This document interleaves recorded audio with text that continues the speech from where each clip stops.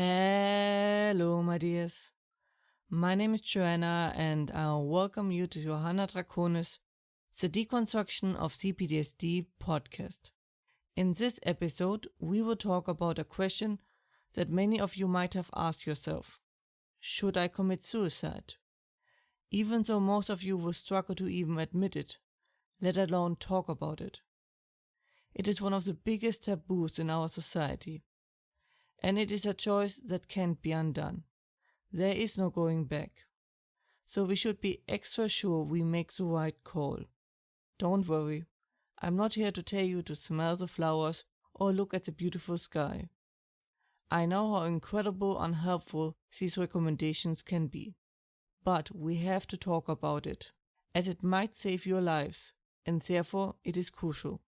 So let us talk about it. The problem with the smell the flowers suggestion is that if you are suffering from depression, you usually can't find joy in smelling the flowers. Depression tends to turn your life into this huge grey blob of meh. Everything is kind of just there. Also, life isn't always great. It can be. What if someone will get more and more pain until he dies? Not always is the decision to end your life a bad one. But here is the absolute crucial point. You have to be mentally well to be able to make this call correctly. You see, like PTSD, there are many illnesses that convince you that you want to end it, but you don't. There is a quote of the Golden Gate Bridge jumper that the moment he jumped, he realized that everything in his life was fixable, except his jump. Since we cannot trust our emotions and only limited our brain, what are we supposed to do? Obviously, I will not leave it at just wait until you are better, or it is just in your head so you can force it out. We are here for trying to find solutions. What is important to understand is the difference between I want to end my life and I want to end this life. The difference between this is the difference between life and death, and yet so easily mixed up. So let us untangle things and try to find the answer. We first do a little thought experiment. Then we talk about external struggles and how to get out of the trap. We continue next week with internal struggles and finding a solution.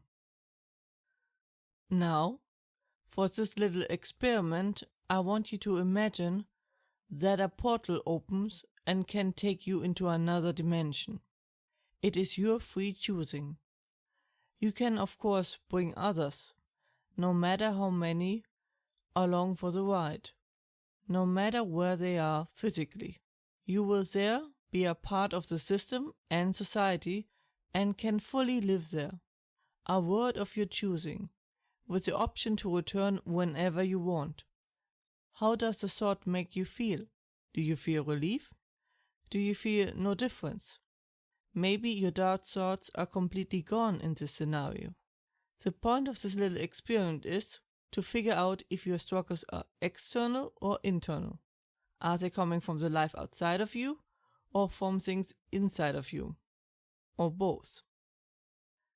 If the scenario brought a way of relief, then that is a big sign that you don't want to end your life, but the way you are living your life.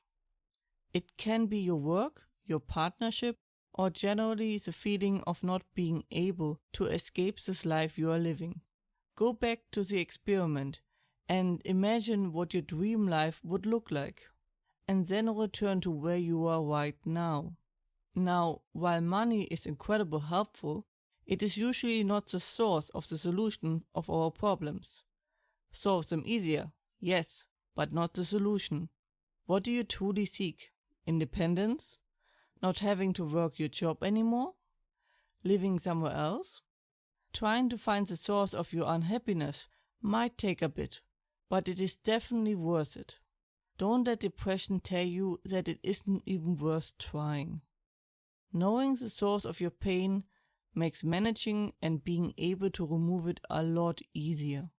It removes the ability of your problems to hide in the shadows and stay out of reach.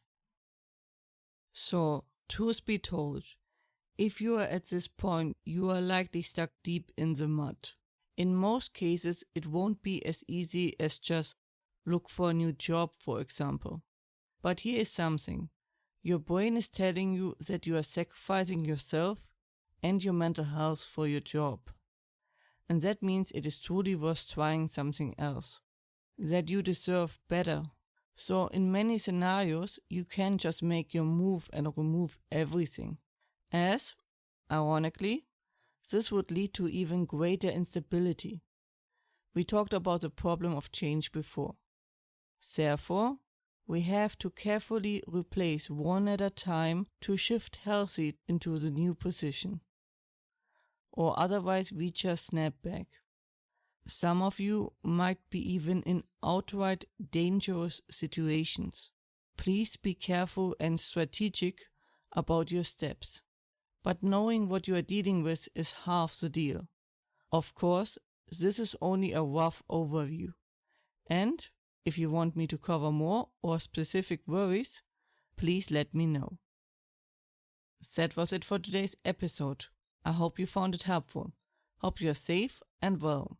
And, as always, if you have any questions or feedback and the like, please let me know at contactme@johannadraconis.com. More information and transcript you can find, as usually, under johannadraconis.com/podcast/.